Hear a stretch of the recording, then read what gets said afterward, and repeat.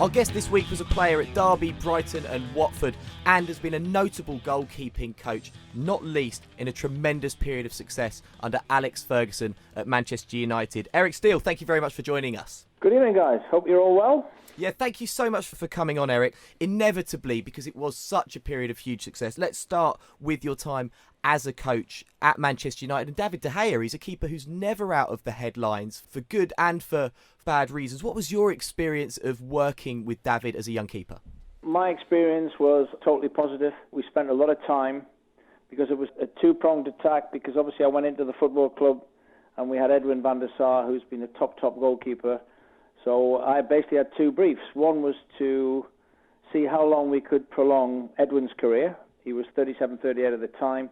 And then the next question was, if we're going to replace Edwin, who would it be? So that really was the start of an unbelievable process that started internally, looking at the keepers that we had. And then eventually we decided, no, we need to go outside the football club. And that really was when my journey with David started. I'd seen him play as a 17-year-old against England, funny enough, in the Euro finals.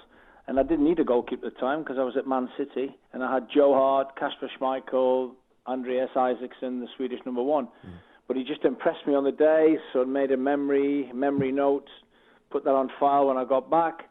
And then within years, there I am looking at bringing in a young 19-year-old goalkeeper, which for Manchester United, they'd always looked upon bringing youth players in, but they were mainly outfield. They never paid money for such a young goalkeeper. Well, I remember the big criticism of De Gea when he was young, and obviously you've mentioned how young he was that he was quite skittish and he didn't always make the right decision. But then he has transformed fairly quickly into now a guy that when there's a conversation about who's the best goalkeeper in the world, you generally hear two names. You hear David De Gea and you hear Jan Oblak. That's pretty much the conversation that comes up. And obviously you were absolutely key in that development. How did you work with him day to day? Because we'd had virtually sealed the deal 4 or 5 months before he arrived, we had plenty of time to set up the processes that were needed so that when he signed in the June 2011, he'd actually just finished playing for a very successful under-21 campaign with Spain, where they won the Euros.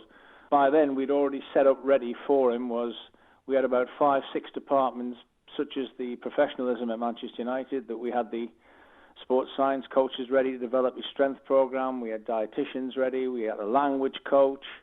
He had to learn to drive because he hadn't actually passed a test in Spain. So we had that bridge. We also had to teach him the language and also just educate him in terms of his first game would be at Wembley against Man City in the Community Shield. So we had that time to prep for him. I'd seen him 17 times live, so I knew what we were getting, and we just had to be patient. And luckily we had a terrific manager in Sir Alex who has always believed in youth, and he knew, given the facts that were being given to him, that he would turn it around. And the one thing that stayed strong and consistent throughout all of the process was David's calmness, his self-belief. He never once wavered. As you've seen now, his first 6 months, you'd understand, but it wasn't the best. But there's been other goalkeepers who've had that problem. Peter Schmeichel didn't have the best 2-3 months when he came into Manchester United. So we had a great psychologist in Sir Alex who knew exactly how to handle younger players, and he was a terrific backup. And ultimately, what we're seeing now is what we expected. We knew we were buying potential. We knew we were buying a fantastic character. And he's really been taken to the hearts of dressing room and the fans alike at Manchester United. I'm fascinated by this. You touched on the fact that you watched him 17 times. Was that flying back and forth to Spain to see him live? I mean, how much goes into the recruitment of the next goalkeeper for Manchester United, and what different categories are you looking at when you were looking for him? Well, it's huge. And as you'd appreciate, Richard, you've played the position, then you've coached. First thing you have to do is you have to get it from the head coach. If we're going to recruit a new goalkeeper, what type do we need? So ultimately he wanted somebody who was a young Van der Sar. He wanted the way that we played. He didn't want to radically change. So that was important in terms of in possession, with the ball, how we built, how we created was vital, in addition to obviously all the necessary basics that you'd expect a number one at Manchester United to have: defend the goal, defend the space, make big saves when it mattered. Can he handle the occasion? Is his strength of character? All these things had to be looked at. So we actually scoured the whole of Europe and the world. I looked at nearly every number one in Europe: Lloris, Neuer. The number two is Mandanda for France, Stecklenburg at the time. Even now Romero, who was playing in the AZ Alkmaar when we were looking. So, as you'd expect from Manchester United, we didn't just say, oh, it's David. We actually then ended up getting down to 3 men, 3 goalkeepers, and we eventually made the choice. And we went for David de Gea. And I'm sure everybody at Manchester United has not regretted that decision one bit. People often say about strikers when they're on a barren form, all they need is a goal. All they need is a goal. There was a big turning point that's often been talked about with regards to David at United in that first season, in that 3-3 draw with Chelsea. He made a great save from Juan Mata. That's been labelled as a turning point. Is it the same for keepers as it is for strikers? All they need is a save? Oh, very much so. He wasn't actually going to play in that game. The background was we were still going to play Anders Lindegaard one more game and then bring David back. And then Anders had an injury and we had to go with David, which we didn't mind that. And you're right, it was a turning point because the score was 3-3, 2 minutes into extra time, 4 steps across the goal. He's well known now for this top-hand save that he has. It just came from nowhere. 4 steps, ball over the wall, his best mate, Juan Mata, and he pushes it wide for a corner, and they draw the game 3-3. And I remember the night vividly because when we came in, Sir Alex Ferguson walked in and just had a quiet word, and he said, "We've got a goalkeeper now, Steele." And that really, he felt, was the turning point. So we will look back on that. I'm sure David has done the same when he's been interviewed. And really, he went from strength to strength from then because he was developing physically. He was getting to grips with the language. He was really becoming accustomed to the way of life in England, obviously understanding what it meant to be a Manchester United player. But that was a huge, huge game. And from then on, he's never looked back, you know, with these 4 Player of the Year awards, Premier Leagues, FA Cup, Europa. The one thing that's missing is he wants to win that Champions League. From my memories, you were one of the forerunners in creating a new style of goalkeeping and the way that goalkeepers approach the game. And I'm referring to the 2009 Cup final with Ben Foster. Now, I remember that story at the time with him looking at an iPad before the game with regards to where Tottenham players were going to put their penalties. Before that, I'd never heard a story like that. And that was down to you, right? Basically, we just thought, right, how can we keep information that we can keep close to the pitch, that can be a very quick message can get on. I didn't use it actually at the end of extra time. I used it at the start because our analysts had said that the chances with fatigue, if there are penalties, more chance of a penalty being given in extra time than normal time because of the fatigue. So all we did then was we actually just showed Ben the 6-7 penalty takers, and it was put in his mind to say, right, if and when we go to penalties, because you don't get a lot of time, so that really was all it was. And the iPod at the time was just brought to the side of the pitch. Ben had a look, and the rest is history. You know, he saved 2 penalties, we went on and won the Carling Cup. And that really is it's nothing when you think now, crikey me, they've got computers on the bench now. Big screens, computers on the bench, you name it, headphones in. You look at coaches on the bench now, I think I'm watching NASA. I'm waiting for Apollo 16 to take off.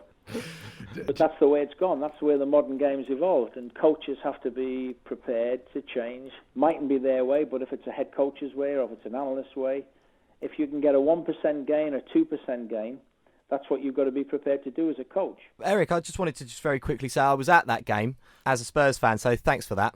No problem. I really appreciate that. I know you've worked with, obviously, lots of top goalkeepers. You mentioned Kasper Schmeichel, Joe Hart. The 2 that I want to ask you about, you just mentioned one was Ben Foster. The other's Lee Grant. Having worked with them in their younger years, how pleased are you to see that they're still going strong even now and having had the success that they've had in the game? The great thing for me, Richard, is that we always say goalkeepers are late developers. We can talk about the freaks for me, your Casillas', your Petr Cechs, your De Gea's, your Joe Hart's. There are in first teams at big clubs before they're 20 years of age. They are the really rare. They come around once every 10, 15 years. The rest of us, we have to look when we're going to get our opportunity, and normally goalkeepers do get them late. Lee's been an inspiration for me, having took him to Derby as a 16-year-old, and then I've worked again with him when he was 28, 29, when I went back to Derby 5 years ago. And the one thing he's always been is a fantastic professional. But it just inspires me when I can say to people, goalkeepers develop later than outfield players. Tom Heaton was 28 before he played in the Premier League. Lee Grant was 33. They're great stories. And what they are, they're English, which pleases me even more. That we've got good English goalkeepers. We've got the best stock of English goalkeepers that we've ever had. And for Lee to actually get that opportunity at Stoke, where he played 30-odd games in the Premier League, he'd waited all that time, 400-odd games in the Championship. He gets that opportunity, and that's what good professional is. Be ready when you get that chance. Be ready when you can actually say, this is my opportunity. And he grabbed it with both hands, and there he is, 3 years on, he's now at Manchester United, playing in the first team in the American tour. So, no, absolutely thrilled for him. And it's just a great, great fill-up for anybody else who's looking and going, I haven't had a chance yet. Have a look at Tom Heaton. Have a look at Lee Grant. Have a look at Joe Hart. I still think there's a top goalkeeper in Joe Hart. I'm not giving up on him, and he's been a victim of circumstance. So we've got the best crop of English goalkeepers we've had for 20 years. We've got so much depth now, it's untrue. Eric, just want to finish on where we started with Dav De Gea. You said there that he wants that Champions League. It perhaps doesn't look likely he's going to get that with United. Are you A, surprised he's still at United, and B, surprised even by the criticism that he's received this season? I'm not seeing a great deal of the criticism because I think inevitably he couldn't keep doing what he was doing, where he was winning games on his own, and not just one game, many games. If you ask David now, he's fully committed to Manchester United. He's got a fantastic rapport with the players, the fans, but he wants to be a winner. And inevitably he might look at his pathway now and think, will I get that at Manchester United? Certainly at the moment, they're still in the Champions League, but he sees other clubs getting bigger and stronger. He's becoming more competitive, and he's now 28 coming up this week, actually. So he's coming into his prime years. So it's understandable that he may be looking. But I think until somebody tells me he's leaving, I think he'll still be fully committed. We've got now the best league in the world to go and watch the best goalkeepers. English, Brazilian, German, Spanish, French, and I don't think people should take for granted. That's what the Premier League's done. Everybody talks about the value of the teams and the entertainment. We've also got the top goalkeepers in the world are playing in our Premier League week in, week out. What an unbelievable case study we've got to actually go each week to go and watch whether you're working with that goalkeeper, or go and watch an Italian goalkeeper, go and watch a Spanish goalkeeper, go and watch a Brazilian. For me, that's why I love the Premier League. Long may David stay in England, long may he continue, but you would understand why, if he wants to win that ultimate prize. Will he be gaining that at Manchester United? I hope he does. I really do, for the sake of the club, because when you've been at somewhere like Manchester United, you cannot stop being a supporter just when you leave it. So I ideally want him to stay and give great value to Manchester United and to the Premier League. Eric, thank you so much. It's been so interesting, really enlightening listening to you. Eric Steele, thank you so much for joining us. No problem at all. Thank you guys for your time.